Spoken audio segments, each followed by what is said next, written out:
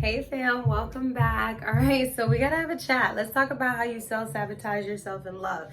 Yes, because all of you complain about love, and a lot of you do about, I want a soulmate, but y'all be shooting yourself in your own damn foot. Okay, before the relationship could even get anywhere. First of all, you guys need to relax and stop dating to get married right away. That's not how it works. Okay, guys, it's not how it works. Just relax, all right? Calm down. It's okay. We need to date. The fifth house is the sun house. Remember, traditionally by Leo. So that means we're here to have fun. We're here to flirt. We're here to be alive and be vibrant and all the shits. Like all the shits, man. Just live life. Like, it's okay. Just calm down. So let's talk about it. I want to talk about self-sabotaging yourself in love, and that has to come to a couple things. But this video, I'm going to talk about Venus, your Venus placement, and how you tend to self-sabotage yourself, because Venus is our ability to feel supported, appreciated, loved, valued, to give that same support, appreciation, love, value back. Venus is the planet of, reciprocity and resourcefulness, practicality. It's the planet of comfort, indulgences, overindulgences, okay? Venus is beauty and wealth and good food, wine. It's sex and romance. It's a good fucking closet. Venus is luxury. The luxury that you guys are all fighting for, that's what Venus is, okay? So if you're not tapping into your Venus energy, and mind you, a lot of people think that this earth is Taurus based, meaning that it's traditionally ruled by Venus. You know how they say women are from Venus, men are from Mars. So if this is our planet, divine feminine ladies, okay, women, feminine energy, this is feminine energy specifically, I'm trying to say, meaning people who are receptive, people who are made mostly of earth and water, okay, receptive energy. You're supposed to be your feminine, okay? And this is about receiving, your ability to receive. And love is what? The ability to receive, the ability to feel like you are worthy to be loved. It is the original, Taurus is the original second house in the chart. That is why I talk about that house so much, is self-esteem, not just your money. Everybody worries about your finances. You can't pull in the right finances. You can't pull in the right partner if you don't feel you're worth it. Point blank, period. And Venus needs her attention. Venus wants her clothes. She wants her feet rubbed, and she wants a nice glass of wine. Okay, like that's just what she wants while she's here. But you guys are self-sabotaging yourself, and Venus is not getting what she needs, and you're not making her happy. Now, Venus is exalted in Pisces. Okay, meaning that it loves to be there, because Pisces has no. All right, and we'll talk about that in a second. But it's also, this is literally the epitome of unconditional love. All right, which is what we're all looking for in our relationships, to be understood, to be valued for who we are at the core of who we are. Okay, we don't have to put on a pretense or preface. I can just be who I am. This is Venus. I want to be supported. My love language, your love language. Okay, but sabotage language. This is the language we're about to talk in this video. Now, Venus and Aries, you guys have literally no endurance damn near for a relationship. You guys have big, huge commitment issues, and you also take way too many things personally, and you take it like as an attack. When somebody is not making you the priority right away, but you have to realize, I just met you. Like, so how am I supposed to prioritize you? And I just met you. I don't know how we vibe together. You're already shooting yourself in the foot, and then you're rushing me. You guys rush into love so fast, like it's gonna get out of your way, right? Aries is the child, so it's like a kid who's like, oh my god, me. It's like you want to be the first one, and you guys have a lot of issues with staying consistent. Okay, you come in and out of people's lives. You like to flash in, flash out. You guys like to argue about shit that wasn't even that personal. It wasn't even that deep, sis, bruh. Like, it wasn't at all. So you really got to check into that. Venus and Aries, and this can be, you can be just very selfish. It's just the self-sabotage you're using is selfishness to a fault. Not in a way that's protective, but in a way that is not You're not investing in anybody. You're not investing any time and effort into people. And at the end of the day, that's what people want. People want to know that people will be around for a little bit. And, you know, yeah, you guys are hot and all that. That's cool. But there's a lot of hot people in the world. You know, what quality are you bringing to the situation? Now, Venus and Taurus, you guys are all about quality, and this is what slows y'all down from even getting to love. See, y'all the type of motherfuckers to be like 38 before you go on your first real date or get in your first real relationship, because you're just really picky, like ridiculously picky for no reason. You need to date. It's about variety, baby. We need to make some moves, because y'all are definitely the ones that like, well, you know, if that person don't got a job, if they don't got this, like, it doesn't make sense though. No, dating doesn't make sense. Nothing about what we do in life makes sense. So just go out on the date. Stop being so stubborn about getting to know people. You know, Taurus, Venus, you guys shoot yourself in the foot by acting like you're busier than everybody, by saying no, like by being unavailable, by playing too cool too. Like not showing enough passion is you know, people you're dull and you're boring, and that's not what love is about. Love is supposed to be some kind of adventure. It's supposed to be a thing of self-discovery, right? And even though you guys love a chill love affair, and you guys, trust me, you guys pick the best food, the best ambiance and all that kind of stuff. I absolutely get it. And you guys are amazing lovers, okay? Sensual and all that good stuff, but you can't get there, and you can't even, you know, how can you up the quality of your love if you don't ever participate? Just saying, okay? Just saying. Venus and Gemini. Now, you guys, I don't, like, you tell me which Venus and Gemini, how many of y'all really want to be in a platonic relationship, or y'all really need to just, y'all need to have your single moment. You know, stop trying to pull people into your relationships because you're bored. The thing is, you guys use people out of boredom, and we can feel it. Like, people can feel that shit, all right? Venus and Gemini, you guys are talking to everyone. You're on your phone all the time. So it's your lack of eye contact that is really self-sabotaging for you. The lack of emotional connection. Yes, you're intellectualizing everything, you're rationalizing things, and of course you guys can hear multiple things at once, because right now you're probably like listening to me and listening to music and writing down something in your notebook and reading something at the same time. Yeah, okay, I get it. But when it comes to Venus appreciation, Venus, she needs your attention. She doesn't need everybody else's attention. She doesn't need a show, right? She doesn't need all of that. She needs intimacy. She needs connection, right? She needs, because Venus is in Taurus and then Venus is in Libra. So it's about one-on-one connection. And with Gemini, you just make people feel like they're an afterthought, and that's how you self-sabotage yourself, and you actually miss out on the best information because you can't stay in one source in one place for too long, because you allow boredom to get in the name of things. But how do you know if a person is boring or not? You know what I'm saying? Are you just bored with yourself? You know what I mean? And you have to go to another situation because you're having the same exact conversation with like 10 people. So what are we talking about, right?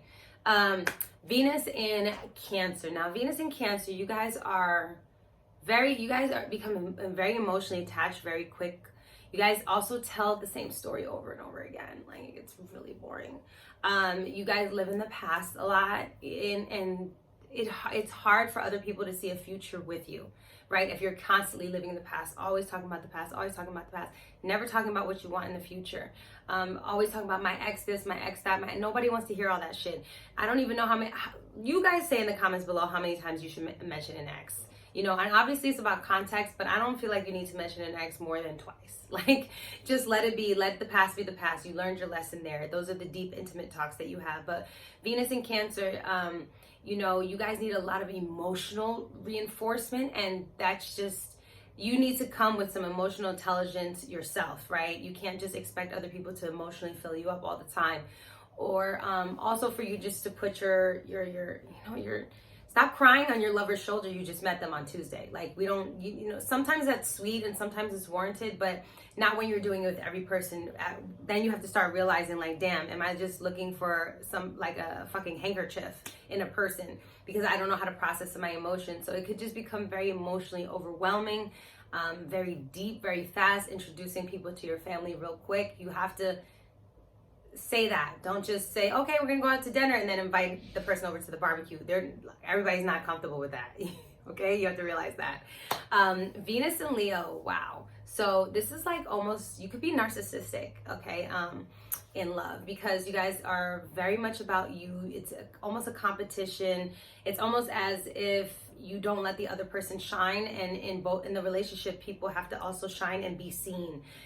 You can burn out in love very quick. You can be very dramatic for no reason. It's like you're recreating a telenovela the entire time, and nobody has energy for all of that, you know. You require a lot of attention, and you have to ask yourself why are you asking for this attention? Why are you starting this proverbial fire to get the support that you need, right? Leo, remember, is a king and a queen. Are you acting like a king and a queen, or are you acting like you know, the second king and the queen who never made it to the king and the queen? They just hurt because they sitting on the sidelines because they really wanted to rule, you know. You can just be very, it's just too much about you. It's too much about you, and nobody wants that in a relationship. It's about collaboration. It's about making sure the other person's feeling seen. It's not about bringing the story back to you. So when you do that, people get burnt out from you. And yeah, Venus, you know, she get a sunburn, you're gonna have to go inside, honey, get some aloe vera, because you're burnt. And that's why people leave. And even for you, you tend to, I feel like even for you guys psychologically, you tend to realize how needy for attention you guys are, right? And then you guys start to self-sabotage yourselves by just heating it up and flaring it up and making it even more dramatic, and then calling yourself like, well, anybody who really loves me is gonna handle my dramatics. But sometimes you don't need to do all that, right? Sometimes you could just chill and not have to be extra. And also being very, very label whorish, you know, like, oh, what are you wearing? What are you wearing? Like, no. Fashion is not the label, okay? It's how you wear the clothes. That's just point blank, period. Style and fashion, 2 different things. Trendy, 3 different things, okay? Just get into it, Leo. Understand that, all right?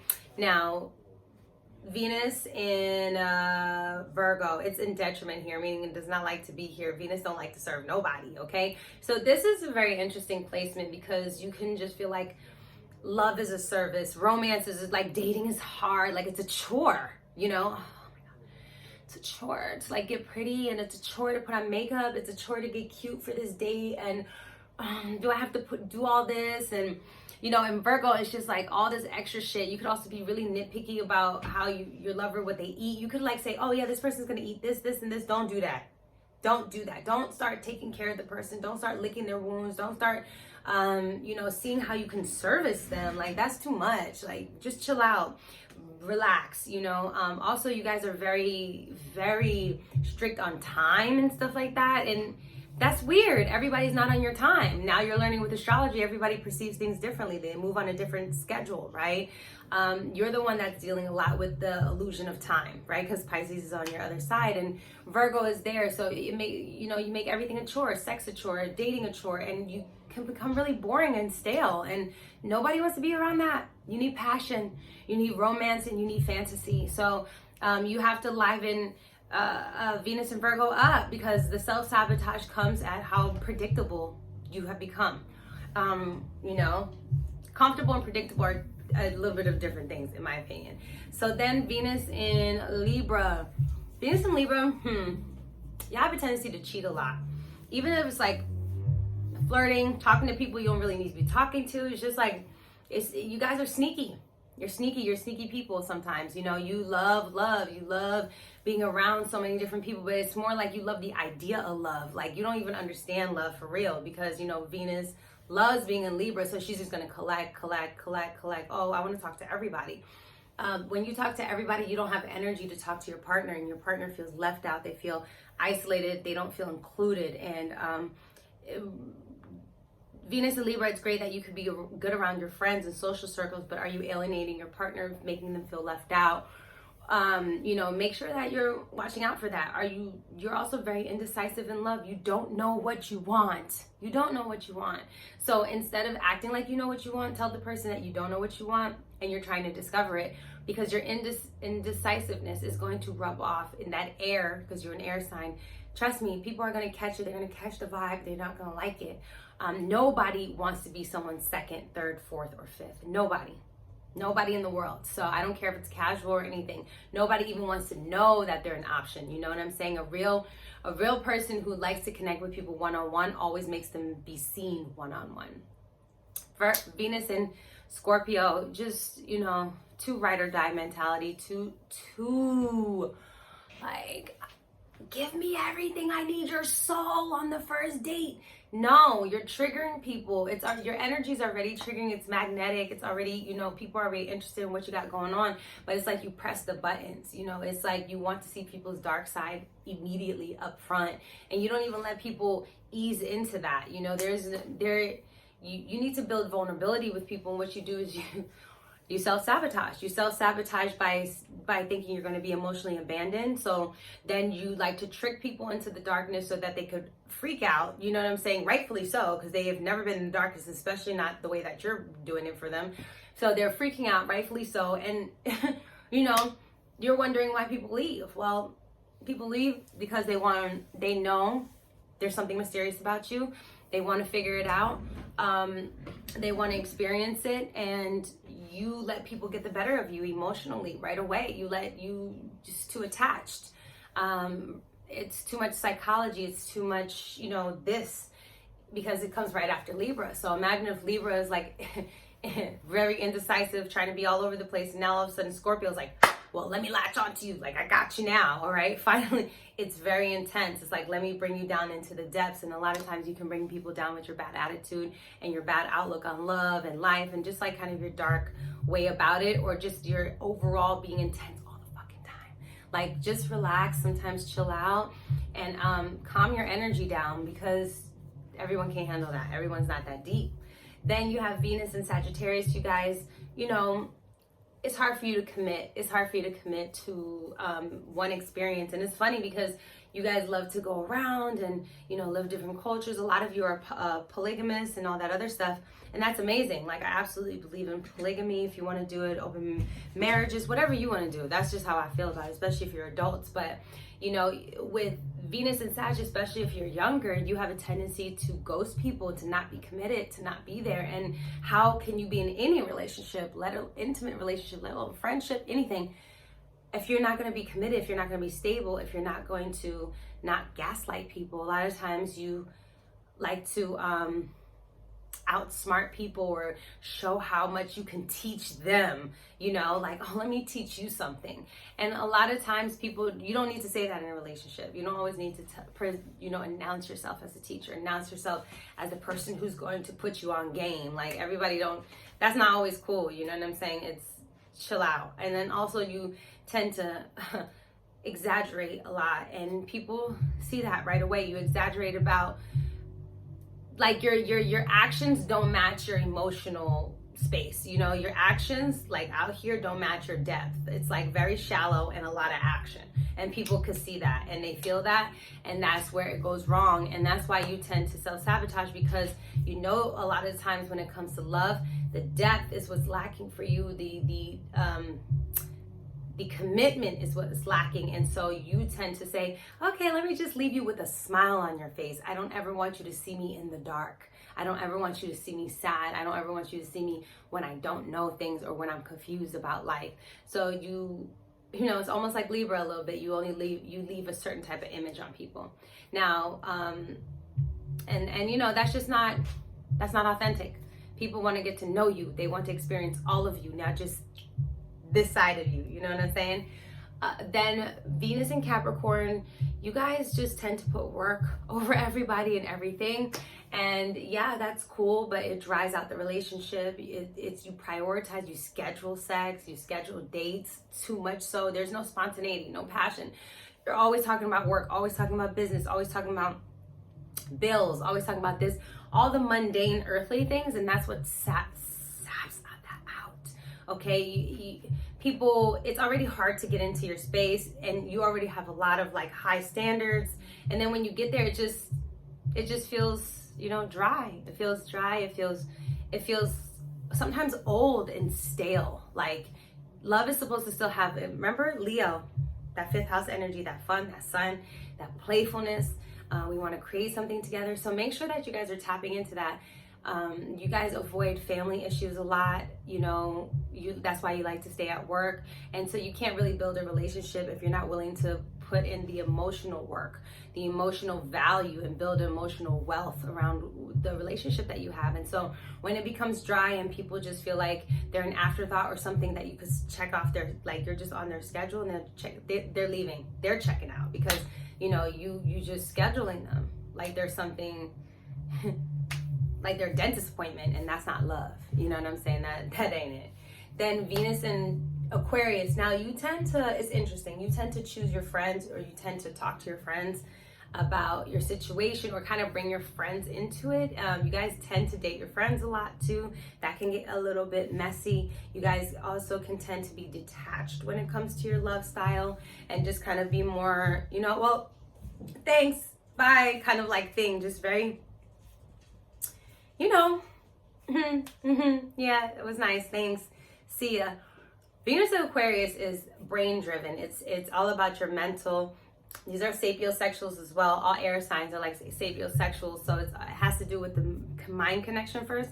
But remember, Aquarius likes to share too, so it's almost like the connection that you're looking for is more of a mental connection, and then after you've done and you learned what you needed to do, Aquarius, right, you're on to the next thing, and your mind is already in the future, thinking about the next person, thinking about the next thing that you want to get into. A lot of times with Venus and Aquarius, you guys can be very, very, very, very off-putting, and I don't even want to say strange or anything, but just alienating to people, making people feel as if, and it's funny, right? Because Aquarius hates being left out of anything, but they also don't feel like they belong to many places. So when it comes to love, you feel like love is just different. It's alien to you. So you might just not try as hard to really connect. You might just seek more love or that closeness in your friendship group. And that's absolutely okay. And I understand that, but you deserve one-on-one, because remember, Venus is still in Taurus, which is self-love, and then Libra, which is love with one-on-one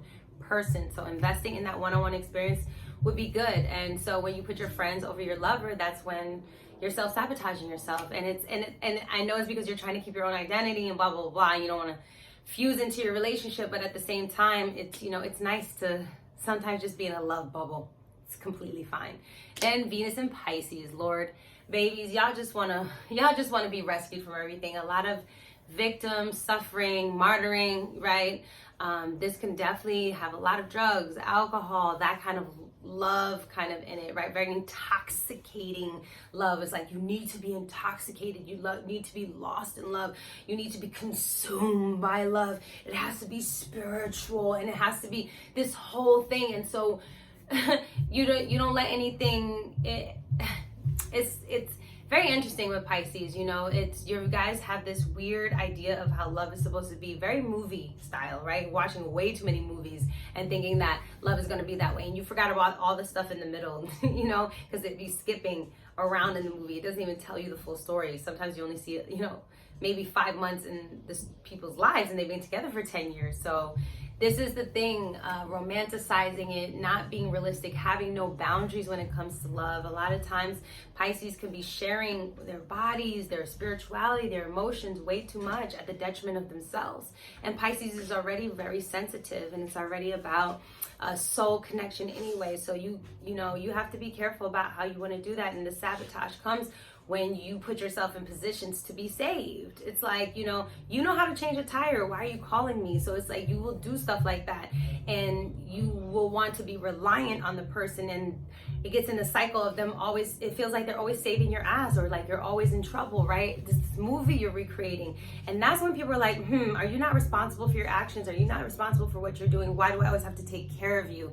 And that is where it's like, nah, you know, Love first comes from self-care and self-discipline, self-preservation, and then you come together and you merge with somebody else and you create something beautiful and new between you guys. That's, you know, one way of definitely that love is. But I really hope you guys learned something out of this self-sabotaging video, seeing how some of these energies can play out and how it can, you know, thwart certain experiences away, because we shoot ourselves in our foot because we don't feel that we're worthy. And what you have to do is make sure that Venus is getting everything that she needs, you know, to flourish. And if you guys want a video on how Venus needs to get what she needs, let me know and I will tell you guys. Until the next one, stop sabotaging, start dating. Bye.